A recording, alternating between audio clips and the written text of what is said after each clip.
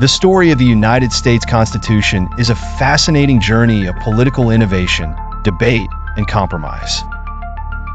It began in the aftermath of the American Revolution, when the newly independent states were governed by the Articles of Confederation. This first attempt at a national government, however, proved to be inadequate, leading to the Constitutional Convention of 1787 and the creation of a new framework for government that endures to this day. The Articles of Confederation, a weak start after declaring independence in 1776, the American colonies needed a formal structure of government to unite them during the war against Britain. The result was the Articles of Confederation, which were adopted by the Second Continental Congress in 1777 and ratified by the states in 1781. The Articles created a loose confederation of sovereign states and a weak central government, which had limited powers, such as conducting foreign policy and managing Western lands. However, it lacked the power to levy taxes, regulate commerce, or enforce laws, which quickly became problematic. The road to the Constitutional Convention by the mid-1780s, it was clear that the Articles of Confederation were failing. The federal government was unable to pay its debts, regulate trade between states, or address internal unrest, such as Shays' Rebellion in 1786, where farmers in Massachusetts protested economic injustices and the government's inability to help them. These issues underscored the need for a stronger central government.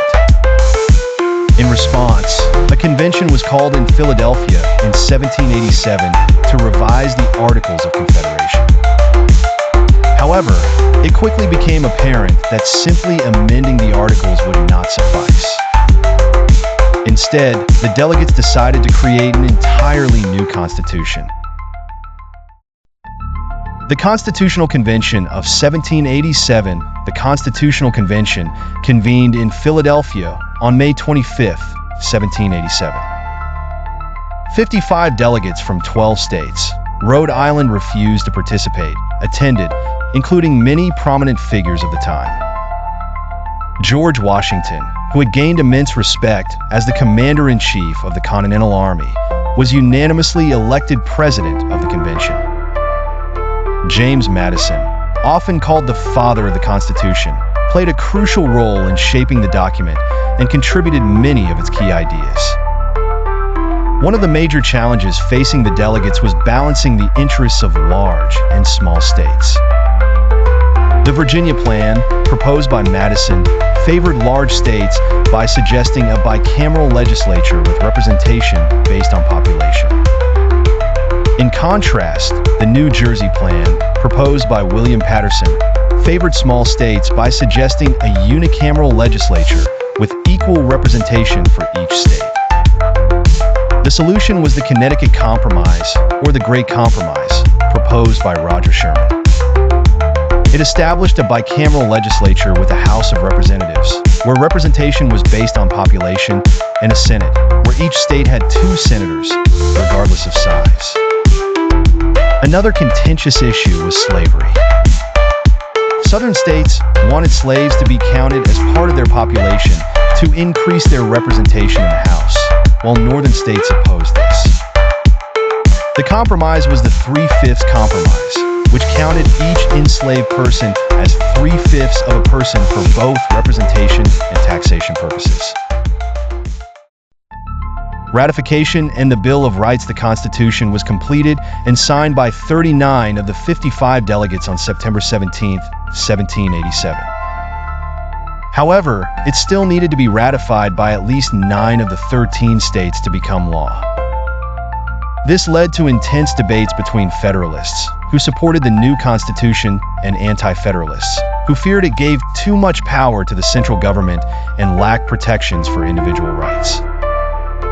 Prominent Federalists like Alexander Hamilton, John Jay, and James Madison wrote a series of essays known as the Federalist Papers to defend the Constitution and argue for its ratification. To address the concerns of the Anti-Federalists, the Federalists promised to add a Bill of Rights as the first order of business under the new government. The Constitution was eventually ratified, with New Hampshire becoming the ninth state to do so on June 21, 1788. The new government was inaugurated on March 4, 1789, and George Washington was unanimously elected as the first president of the United States. True to their word, the first Congress proposed 12 amendments to the Constitution in 1789, 10 of which were ratified by the states and became known as the Bill of Rights in 1791. These amendments guaranteed essential freedoms such as freedom of speech, religion, and the press, and provided protections against government abuses of power.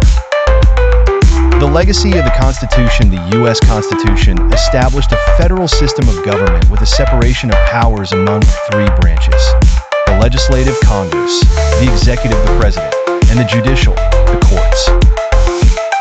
This system of checks and balances was designed to prevent any one branch from becoming too powerful. Over the centuries, the Constitution has been amended 27 times, with the most significant changes including the abolition of slavery, 13th Amendment, the extension of voting rights to African Americans, 15th Amendment, and women, 19th Amendment, and the establishment of presidential term limits, 22nd Amendment.